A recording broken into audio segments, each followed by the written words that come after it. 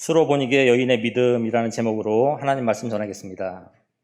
우리 지금 읽었던 24절 말씀을 보니까 예수님께서 예루살렘을 벗어나서 가까운 해외인 두로 지방으로 가셨습니다.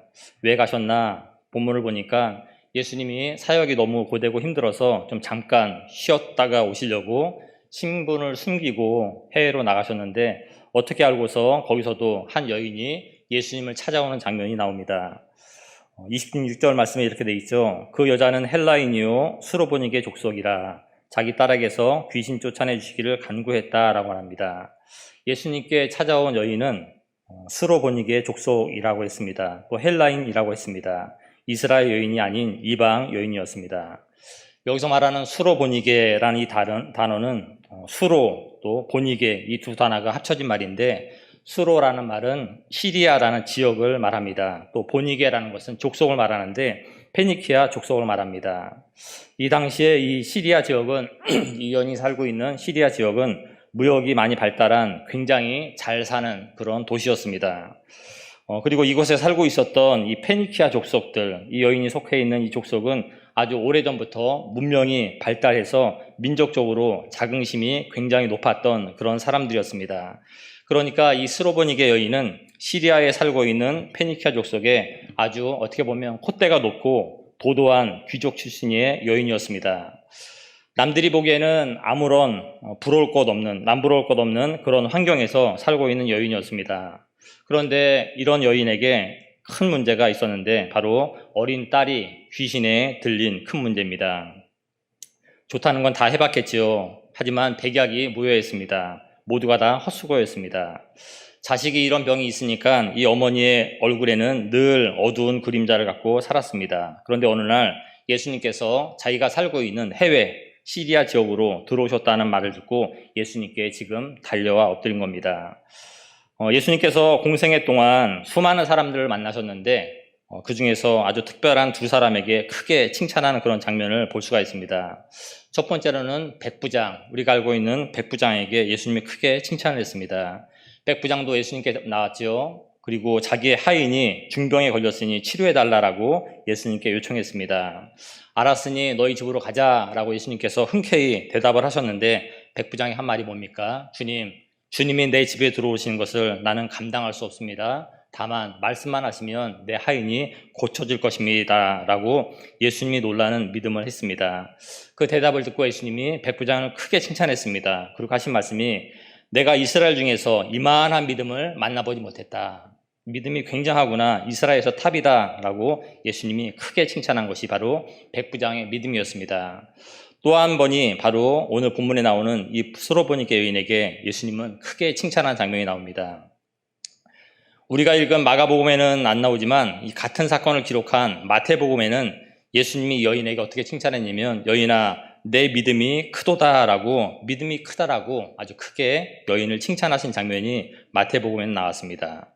이처럼 예수님은 이 사람을 칭찬하실 때 우리하고는 달리게 사람의 외모나 능력을 보지 않고 뭘 봅니까? 오직 믿음만 보고, 믿음이 얼마나 큰가 보고 예수님은 칭찬하셨습니다. 성경이 말하고 있죠. 믿음이 없이는 하나님을 기쁘시게 하지 못한다라고 성경이 말하고 있습니다. 우리에게 믿음이 있을 때 하나님은 기뻐하시고, 우리에게 있는 그 믿음이 클 때는 하나님께서 우리를 더 칭찬하시는 것입니다. 이 스로보니게 여인은 과연 어떤 믿음을 가졌기에 그럼 예수님께 칭찬을 받았고 그녀의 소원을 이루었는가? 먼저 이 스로보니게 여인은 예수님을 주님으로 정확하게 믿었습니다. 오늘 본문에서는 스로보니게 여인이 예수님을 주여라고, 주라고 한 번만 고백한 것으로 나오지만 마태복음 기사에서는 여인이 주여라고 예수님을 향해서 3번을 말한 것을 기록하고 있습니다. 특별히 이 여인이 예수님을 처음 만나러 나올 때 이 여인은 마태복음에서 이렇게 고백합니다. 주 다윗의 자손이여 나를 불쌍히 여기소서라고 좀 더 길고 정확하게 자신의 신앙을 고백합니다. 주 다윗의 자손이여 이라는 고백은 아무나 하는 고백이 아니라 어떤 사람들이 합니까? 하나님이 다윗의 후손으로 메시아를 보내주겠다라고 구약 성경에 분명히 약속했는데, 그 하나님의 약속을 정확하고 확실하게 믿는 사람들만 주 다윗의 자손이여 라고 예수님을 향해서 말했던 겁니다. 이 여인이 어떻게 예수 그리스도를 주로, 또 메시아로 믿게 되었는지 우리 알 수는 없지만 예수님을 하나님이 약속하신 그런 메시아로 이 여인은 믿고 고백하는 것입니다. 구약 성경에는 메시아가 와서 할 일을 이렇게 말하고 있습니다. 이사야 35장에 보니까 메시아가 오면 그때 맹인의 눈이 밝을 것이며 못 듣는 사람의 귀가 열릴 것이며 그때 저는 자는 사슴같이 뛸 것이며 말 못하는 자의 혀는 노래하리니 이는 광야에서 물이 솟겠고 사막에서 시내가 흐를 것임이라. 아멘. 메시아가 이 땅에 온다면 그 메시아는 맹인의 눈을 뜨게 하시고 또 귀를 열어주시고 앉은 뱅이를 일으키시고 벙어리의 입을 열게 할 것이다 라고 구약 성경에 기록되어 있습니다. 예언으로요. 이 말씀들은 근본적으로는 영적인 말씀들입니다. 무슨 말이냐면 주의 성령이 우리에게 오시면 예수님을 주님으로 알아볼 수 있는 영적인 눈과 귀가 열리게 될 것이다. 그래서 주님을 찬양하고 기뻐 뛰며 주님께 예배할 것이다 라는 영적인 말씀입니다. 하지만 이 당시 사람들은 아직 그런 영적인 의미를 알지 못했죠. 그래서 예수님께서는 이 땅에 오셔서 구약 성경에 기록된 대로 예언대로 소경의 눈을 만져서 치료하시고 또 벙어리에 입을 여시고 앉은 벙이를 일으키시면서 구약 성경이 말하고 있는 메시아가 하는 그 일을 그대로 다 하시면서 마치 내가 바로 구약 성경에 예언된 약속한 그 메시아다. 내가 그다. 나를 믿어라. 라고 이렇게 몸소 실천하신 것입니다. 그런데 정작 이스라엘 사람들은 예수 그리스도를 메시아로 알아보지 못하고 결국 죽였는데 지금 이 이방 여인, 수로보니게 여인은 영적으로 어두웠던 눈과 귀가 열리고 예수를 메시아로 알게 되었고 지금 입을 열어 예수님께 주여라고 주 다윗의 자손이여라고 정확하게 믿음의 고백을 했던 것입니다. 이게 참 하나님의 놀라우신 은혜입니다. 자격 없는 한 이방 여인에게 아무 조건 없이 주신 선물, 그것이 바로 하나님이 이 여인에게 주신 믿음인 것입니다. 이 여인이 이전에 예수님을 전혀 알지 못했습니다. 또 이 여인이 그동안 살아갈 동안에 예수님을 위해서 어떤 봉사도 하지 않았던 그런 여인입니다. 예수님과 이 여인과는 아무런 관계가 없었습니다. 그런데 그런 여인에게 하나님께서 그 귀한 믿음을 선물로 내려주신 것입니다. 이것을 어떻게 설명할 수가 있을까요? 성경은 이것을 창세전에 택하신 하나님의 자녀에게 주시는 은혜라고 말합니다. 창세전에 택하신 하나님의 자녀에게 값없이 베푸시는 은혜, 이것이 바로 믿음이라는 선물입니다. 하나님께서 우리를 창세전에 택하셨고 또 우리가 이 땅에 태어나서 살아가는 중에 하나님의 때가 되었을 때 우리에게 믿음을 넣어주시는 것입니다. 우리는 하나님이 우리에게 주신 그 믿음으로 예수를 그때부터 나의 구세주로 믿고 구원을 받게 된 것을 말합니다. 창세전에 우리를 택하신 이 하나님의 은혜와 하나님의 구원 방법, 이게 아니고서는 우리가 연약하고 날마다 죄악으로 가득한 우리들이 구원받을 방법이 도저히 없습니다. 하나님이 창세전에 우리를 택하셨기에 우리의 구원은 확실한 것이고 우리 발이 천국에 들어가는 그 순간까지 하나님의 구원이 우리를 꽉 붙잡고 있는 것입니다. 저는 이 사실을 무엇보다도 십자가에 달린 강도 사건에서 참 많이 깨달았습니다. 예수님과 함께 두 명의 강도가 십자가에 달려 같이 죽었죠. 그들은 예수님에 대해서 일평생 아무 관심도 없이 오로지 육신의 욕망만을 위해서 살다가 큰 죄를 짓고 지금 예수님 옆에 각각 달려 십자가에 못 박혀 죽어가고 있습니다. 일생 동안 예수님을 위해서 한 일이라고는 하나도 없습니다. 그렇게 그들은 죽어가고 있었고 이제 그들의 죽음의 시간도 얼마 남지 않은 그런 상태였습니다. 그런데 바로 그 순간 한 강도의 마음속에 믿음이 들어간 겁니다. 이게 하나님이 일하시는 시간입니다. 하나님의 택한 백성들에게 하나님이 정하신 시간이 되었을 때 하나님이 구원의 일을 직접 하시는 것입니다. 이제 이 강도는 눈을 들어서 자기 옆에서 자기하고 똑같이 죽어가는 힘없는 피 흘리는 그 예수를 바라보는데 인간 예수로 보이는 것이 아니라 하나님의 아들 예수 그리스도로 보이기 시작하는 겁니다. 그래서 그 강도는 입을 열어 고백합니다. 예수님, 당신의 나라에 임하실 때에 나를 기억해 주옵소서. 일평생 예수에 대해서 관심도 없었고 조금 전까지만 해도 예수에 대해서 신경 쓸 겨를 없이 내 몸이 죽어가는 고통 가운데 있던 그 사람에게 하나님께서 믿음을 넣어주시니 그의 입이 열려 예수 그리스도를 주로 고백하고 예수의 나라 천국으로 들어갈 때 나를 기억해달라라는 신앙의 고백이 터져나오는 것입니다. 예수님이 하신 말씀이 뭡니까? 예수께서 이르시되 내가 진실로 내게 이르노니 오늘 내가 나와 함께 낙원에 있으리라. 일평생 예수를 위해서 한 번도 일하지 않았던 그 강도가 하나님의 시간에 하나님께 은혜를 받고 구원을 받는 은총이 임하는 순간입니다. 에베소서 1장 4절 말씀이죠. 창세전에 그리스도 안에서 우리를 택하사 예수 그리스도로 말미암아 자기의 아들들이 되게 하셨다. 이것이 바로 우리의 구원의 완전함입니다. 하나님이 지금 우리가 신앙 상태, 지금 우리가 믿음 생활하고 있는 우리 믿음의 상태를 보고 우리를 구원하기로 택하신 것이 아니라 우리를 창세전에 택하셨다. 우리가 이것을 꼭 믿고 확실히 붙잡고 있어야 됩니다. 하지만 우리는 약하기 때문에 이 구원의 문제 때문에 늘 확신이 없어서 걱정할 때가 많은 것도 사실입니다. 전에 위에 동네에 있을 때 제가 알고 있던 한 집사님은 가끔가다 전화가 오는데 이 문제 때문에 전화가 옵니다. 목사님, 요즘 제가 신앙이 엉망입니다. 이렇게 했습니다.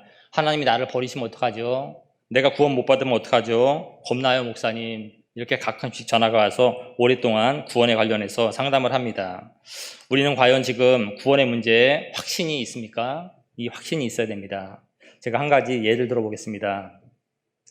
제가 저녁 때 가끔씩 집에서 기르는 개를 데리고 산책을 나갑니다. 그러면 목에 줄을 매고 나가지요. 그럼 이 녀석은 계속 뛰기만 하려고 난리를 칩니다. 그래서 저는 목줄을 놓을 수가 없으니까 꽉 잡고 걸어갑니다. 계속해서. 그래도 속으로는 얼마나 뛰고 싶을까 그런 마음이 드는 거예요. 개라면 뛰고 싶을 텐데 내가 붙잡고 있으니 얼마나 답답할까. 하지만 같이 뛰려면 제가 너무 힘들어서 같이 못 뛰겠고, 그래서 저는 그 목줄을 꼭 붙잡고 걸어갑니다. 안쓰러운 마음이 많이 듭니다. 그래서 한 번은 철물점에 가서 5,000원을 주니까 노끈 한 묶음이 팔더라고요. 굉장히 깁니다. 그거를 끝에를 묶고 나서 그 노끈 풀릴 때까지 놔뒀습니다. 한우리전당 가가지고 마음껏 돌아다니죠. 그래서 참 뛰는 걸 좋아하는구나 개들은, 그렇게 보다가, 근데 문제가 있습니다. 마음껏 돌아다니는 건 좋은데 아무 데나 가서 좋지 않은 거 막 먹고, 또 가다 보면 돌뿌리에 걸리고 나무에 걸려서 멀리 가지도 못하고 꼼짝 못하고 옴짝달싹 못하는 그런 모습을 볼 때가 더 많았습니다. 저는 이 모습을 보면서 하나님과 나와의 관계, 하나님과 사람과의 관계도 잠깐 생각해 보았습니다. 하나님께서 창세전에 저와 여러분들을 하나님의 자녀로 택하신 것입니다. 그리고 우리가 이 땅에 태어날 때 하나님께서 우리의 목에 구원의 줄을 묶어주신 것입니다. 우리의 목에 묶어주신 그 구원의 줄은 풀어지지 않고 끊어지지 않는 줄입니다. 우리가 100년 동안 아무리 달려가도 모자람이 없는 긴 구원의 줄입니다. 우리는 그렇게 하나님이 우리 목에 묶어주신 그 구원의 줄을 목에 맨 채 100년을 이 땅에서 자유롭게 살아가는 겁니다. 근데 문제가 뭡니까? 우리가 목에 구원의 줄이 묶여있는 하나님께 구원받은 하나님의 자녀임은 분명하지만 우리가 이 땅을 살아갈 때 말씀대로 순종하면서 살아가면 평안하고 순탄한 삶을 살아가게 되지만, 그렇지 않고 세상을 따라서 내 마음대로 돌아다니다 보면 때로는 우리 개처럼 시궁창에 빠지기도 하고, 때로는 낭떠러지에 떨어지기도 하고, 때로는 우리의 삶이 엉키고 줄이 꼬여서 눈물로 살아갈 때가 많은 것도 우리의 현실입니다. 하지만 우리 신앙의 모습이 어떨지라도 우리가 시궁창에 빠지고 우리의 줄이 나무에 걸려서 우리가 옴짝달짝 못하면서 눈물로 절망 가운데 있을지라도 우리 목에 메어주신 그 하나님의 줄은, 구원의 줄은 결코 풀어지지 않고 끊어지지 않는다는 이 사실입니다. 우리가 하나님께로부터 멀리 떨어져 있는 것처럼 나는 하나님께 버림받은 존재구나 라고 그렇게 느껴질지라도 우리가 이 땅에서 생을 다하는 그 순간 하나님은 우리 목에 묶어놓으신 그 구원의 줄을 힘차게 잡아당겨서 천국으로 우리를 인도해 주시는 것을 믿으시기 바랍니다. 이것이 바로 창세전에 택하신 하나님의 구원의 오묘한 은혜입니다. 오늘 수로보니게 여인도 이 전적인 하나님의 은혜로 예수를 메시아로 믿게 되었고 지금 예수 앞에 나와 엎드렸습니다. 우리 다 함께 영상을 통해서 25절 말씀을 함께 읽겠습니다. 시작. 이에 더러운 귀신 들린 어린 딸을 둔 한 여자가 예수의 소문을 듣고 곧 와서 그 발 아래에 엎드리니. 아멘.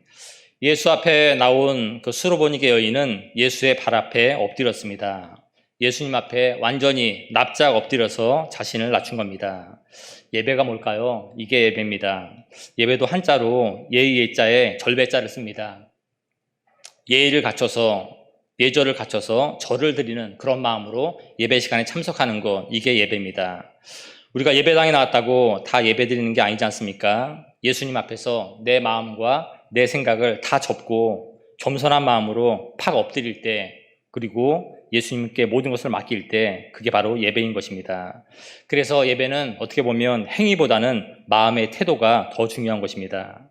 수로보니게 여인은 예수님을 메시아로 확실히 믿고 겸손한 마음으로 지금 예수님의 발 앞에 납작 엎드렸습니다. 그리고 예수님께 간절히 구합니다. 예수님, 내 어린 딸에게서 귀신을 쫓아내 주십시오 라고 기도를 드립니다. 보통 때 같았으면 예수님이 흔쾌히 허락하셨을 텐데 여기서 반전이 일어납니다. 평소 예수님 같았으면 이 여인의 믿음을 알았고 마음을 아셨기에 바로 어린 딸의 귀신을 치료하셨을 텐데, 이번에는 의외로 아주 냉정하고 어떻게 보면 참 쌀쌀맞게 예수님께서 여인에게 대답을 하십니다. 우리 다 함께 영상을 통해서 27절 말씀을 읽겠습니다. 시작. 예수께서 이르시되 자녀로 먼저 배불리 먹게 할지니 자녀의 떡을 취하여 개들에게 던짐이 마땅치 아니하니라. 아멘. 여기서 예수님께서 자녀 또 개 이렇게 말하고 있습니다. 여기서 말하는 자녀는 누굽니까? 이스라엘 백성들입니다. 유대인들입니다. 그럼 개는 누구를 말할까요? 지금 앞에 있는 수로보니게 여인을 말합니다. 예수님이 지금 여인에게 나는 유대인들에게 은혜를 베풀어주는 사람이지 이방인인 너에게는 줄 은혜가 없다라고 아주 냉정하게 거절하시는 그런 장면입니다. 수로보니게 여인에게 참 위기의 순간입니다. 아까도 살펴보았듯이 이 여인은 사실 딸 문제만 아니면 아쉬울 것 없는 그런 여인이었습니다. 지금 딸 때문에 마지못해 예수님의 발 앞에 엎드려서 간청을 하고 있는데 지금 예수님이 개취급을 합니다. 개취급을 당하면서 거절당하는 여인입니다. 평소 같았으면 아마도 이 여인도 가만히 있지 않고 일어났을 것 같습니다. 그런데 이 여인의 반응이 더 놀랍습니다. 우리 다 함께 28절 말씀도 함께 읽겠습니다. 시작.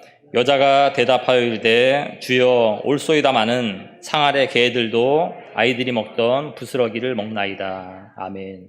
여인이 뭐라고 대답하죠? 예수님 맞습니다. 하지만 상아래 개들도 아이들이 먹던 부스러기를 먹나이다 라고 말합니다.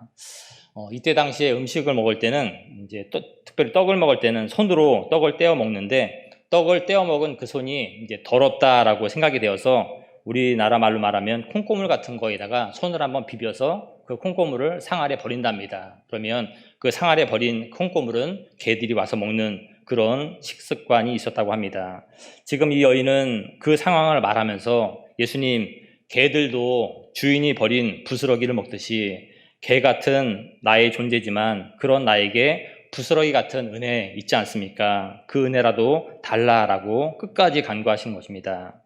예수님도 이 여인의 말에 놀랐습니다. 그리고 비로소 이 여인의 딸을 치료해 주십니다. 우리 다 함께 29절과 30절 말씀까지 함께 읽겠습니다. 시작. 예수께서 이르시되 이 말을 하였으니 돌아가라. 귀신이 내 딸에게서 나갔느니라 하시매 여자가 집에 돌아가 본즉 아이가 침상에 누웠고 귀신이 나갔더라. 아멘. 마태복음에서는 여자여 내 믿음이 크도다 내 소원대로 되리라 하면서 크게 칭찬하시는 장면도 나옵니다.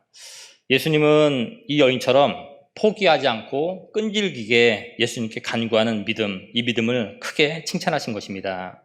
만약에 보통 사람들이, 저도 마찬가지일 것 같습니다. 보통 사람들이 예수님께 이런 말을 들었다면 아마도 당장 일어나서 욕을 하면서 돌아갔을 겁니다. 예수님, 언제는 수고하고 무거운 짐진 자들아 다 내게로 오라. 내한테 오면 너희를 쉬게 한다 라고 그렇게 말씀하셨으면서 이제 이렇게 고달파서, 삶이 고달파서 당신께 나온 나를 이렇게 괴치급을 하시면서 무시합니까? 내가 사람을 잘못 봤습니다. 에이, 더럽고 치사하다 라고 아마 돌아갔을 겁니다. 사람이 무시를 당했을 때는 굉장히 기분이 상하고 또 돌아가기 마련입니다.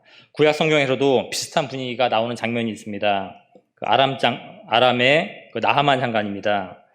나아만 장군 이야기를 우린 잘 알고 있습니다. 나아만 장군은 문둥병에 걸렸죠.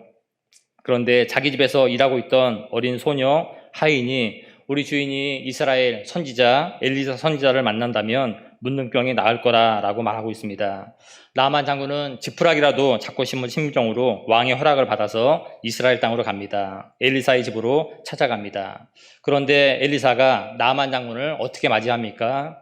문도 열어보지 않고 내다보지도 않습니다. 그리고 자기가 직접 말한 것도 아니고 하인을 시켜서 뭐라고 얘기합니까? 너는 가서 요단강에 몸을 7번 씻으라. 그러면 내 살이 회복되어 깨끗하게 되리라.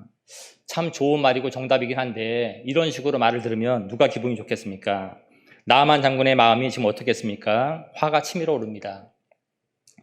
문둥병이 낫고 안 낫고가 지금 문제가 아닙니다. 지금은 자기를 대하는 그 엘리사의 태도에 너무 자존심이 상했던 겁니다.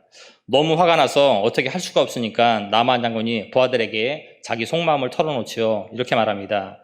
내 생각에는 그가 나와서 내 환부에 손을 얹고 하나님의 이름을 부르면서 기도해 줄 줄 알았다.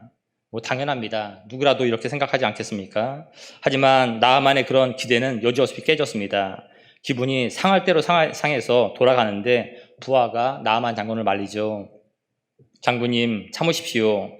엘리사가 이보다 더한 일도 더 힘든 일도 시킨다고 해도 문둥병만 치료된다면 안 하시겠습니까? 이 부하가 충언을 합니다. 참 좋은 부하를 두었습니다. 나아만 장군도 가만히 생각을 해보니까 부하의 말이 틀린 것이 아닙니다. 그래서 치밀어 오르는 화가 있었지만 그 화를 잘 다스리는 겁니다. 화를 잘 다스리면서 요단강으로 가서 엘리사의 말대로 몸을 7번 씻으니 문둥병이 깨끗해졌습니다. 수로보니게 여인과 이 나아만 장군의 공통점이 무엇입니까? 내 생각과 하나님의 말씀이 서로 다를 때 어떻게 했나? 이게 참 중요합니다. 내 생각은 이런데 하나님의 생각이 다를 때 그때 우리가 신앙인이라면 내 생각은 내려놓고 하나님의 말씀을 붙잡았다. 이것이 하나님이 칭찬하는 믿음입니다. 이런 걸 보면 신앙생활을 잘한다는 것은 내 마음과 감정을 잘 다스리고 잘 또 컨트롤할 수 있어야 되는 것도 물론입니다. 내 마음을 잘 다스려서 내 생각과 하나님의 말씀이 서로 상충될 때 그때 내 생각을 포기하고 하나님의 말씀을 붙잡는 것, 이게 신앙생활이고 이게 이렇게 할 수 있는 것이 우리의 믿음인 것입니다.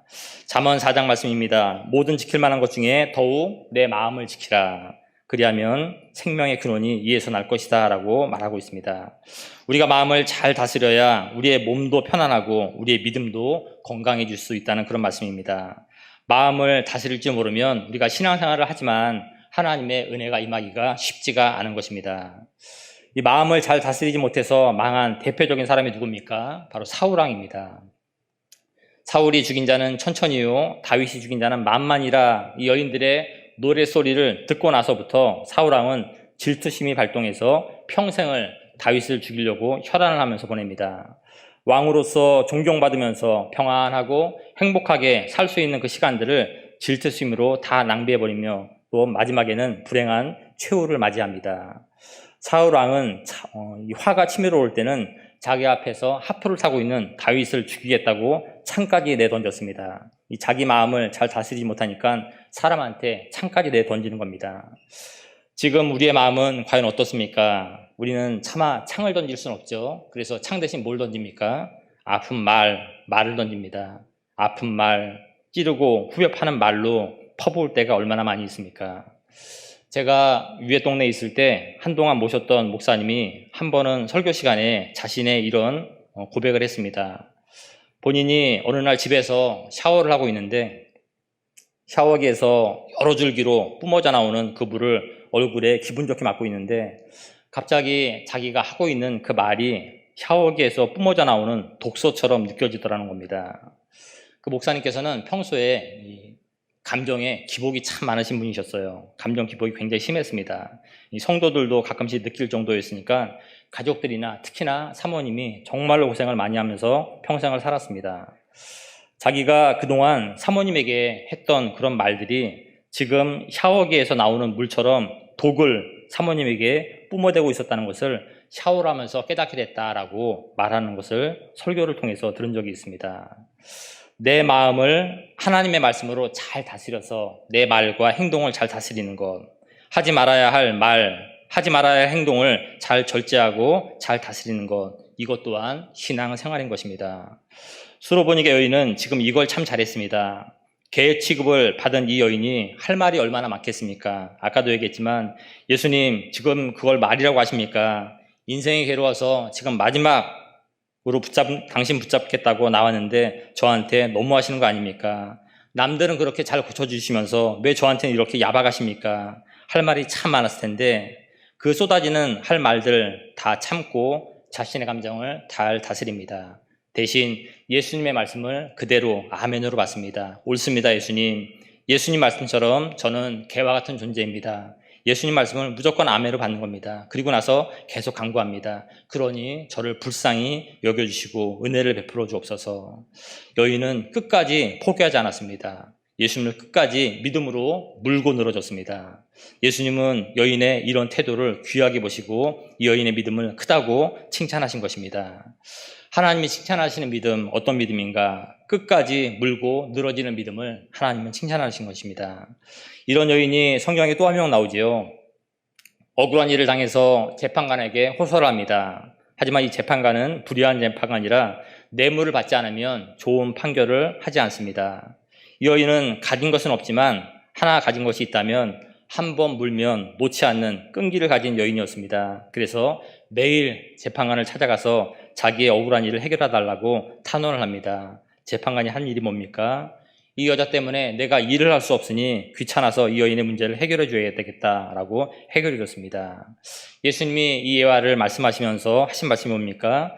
불의한 재판관도 이처럼 끈기 있게 요청을 한 여인의 소원을 들어줬는데 하물며 좋으신 하나님께서 그 밤낮 부르짖는 택하신 자들의 원한을 풀어주시지 않겠느냐? 속히 풀어주실 것이다 라고 말씀하셨습니다.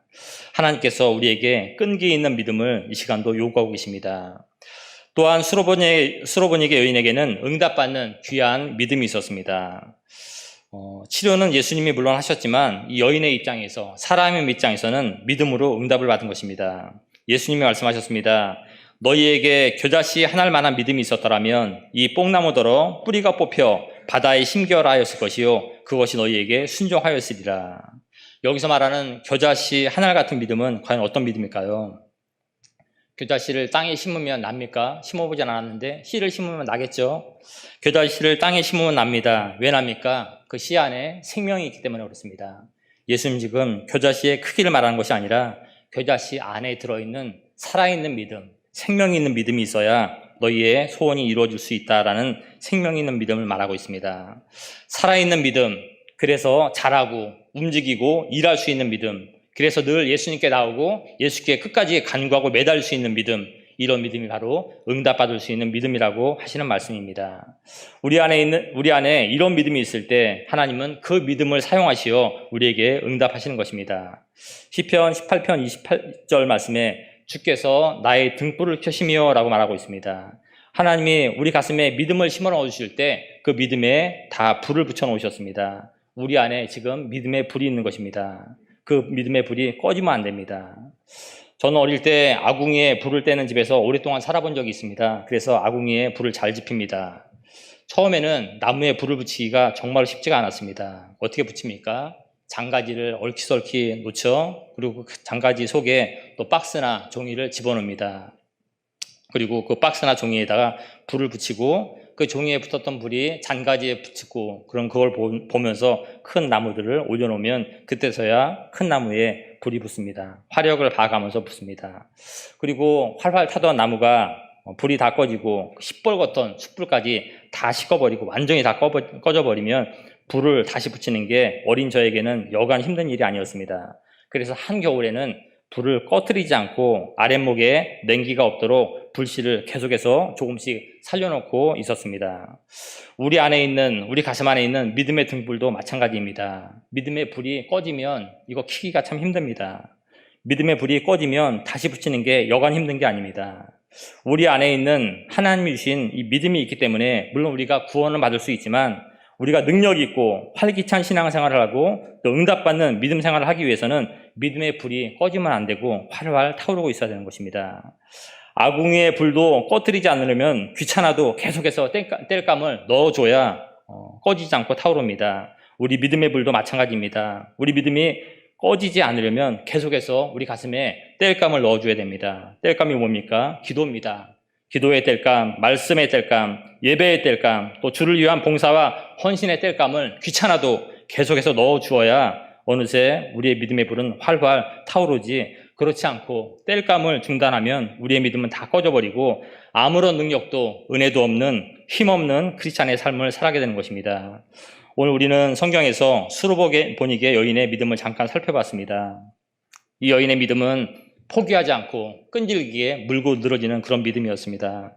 또한 믿음이 활활 타올라서 자기 어린 딸의 그런 병도 치료받는 그런 믿음이었습니다. 또 더 중요한 것은 이 여인의 믿음을 예수 그리스도께서 크게 칭찬하셨습니다. 우리가 살아가는 이번 한 주간의 삶도 우리 믿음의 등불이 활활 타오르기를 바랍니다. 그래서 포기하지 않고 마침내 하나님께로부터 응답을 받아 하나님이 주시는 기쁨과 승리의 열매가 가득한 한 주간 되시기를 우리 주님의 이름으로 축원합니다.